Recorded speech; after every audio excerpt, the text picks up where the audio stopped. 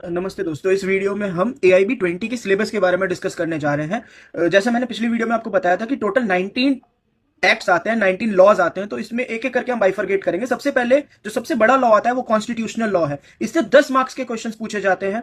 उसके बाद आईपीसी या फिर नए अगर लॉ की बात करें तो बीएनएस आता है, इससे 8 क्वेश्चंस पूछे जाते हैं। उसके बाद सीआरपीसी या फिर नए लॉ में बीएनएसएस आता है, जिससे 10 मार्क्स के क्वेश्चंस पूछे जाते हैं। उसके बाद सीपीसी आता है, इससे भी 10 मार्क्स के क्वेश्चन पूछे जाते हैं। इसके बाद एविडेंस एक्ट या फिर भारतीय साक्ष्य अधिनियम नए लॉ के अकॉर्डिंग, इससे 8 मार्क्स के क्वेश्चन पूछे जाते हैं। उसके बाद ऑल्टरनेट आर्बिट्रेशन आता है, आर्बिट्रेशन से 4 मार्क्स के क्वेश्चन पूछे जाते हैं। उसके बाद फैमिली लॉ बहुत इंपॉर्टेंट एक्ट होता है, इससे 8 मार्क्स के क्वेश्चन पूछे जाते हैं। इसके बाद पीआईएल से आता है, इससे भी 4 मार्क्स के क्वेश्चन पूछे जाते हैं। इसके बाद छोटे छोटे काफी सारे एक्ट्स आते हैं, जिसका मैं एक एक करके नाम ले रहा हूं। एडमिनिस्ट्रेटिव लॉ, इससे 3 मार्क्स का आता है। प्रोफेशनल एथिक्स, इससे 4 मार्क्स का आता है। कंपनी लॉ, इससे 2 मार्क्स के क्वेश्चन पूछे जाते हैं। एनवायरमेंटल लॉ, इससे 2 मार्क्स के क्वेश्चन पूछे जाते हैं। लेबर एंड इंडस्ट्रियल लॉ, इससे भी 2 मार्क्स का क्वेश्चन पूछा जाता है। Law of tort, motor vehicle act और कंज्यूमर प्रोटेक्शन लॉ, इन तीनों को मिला के 5 मार्क्स का क्वेश्चन पूछा जाता है। लॉ रिलेटेड टू टैक्सेशन, इससे 4 मार्क्स का क्वेश्चन पूछा जाता है। लैंड एक्विजिशन एक्ट, इससे 2 मार्क्स का क्वेश्चन पूछा जाता है।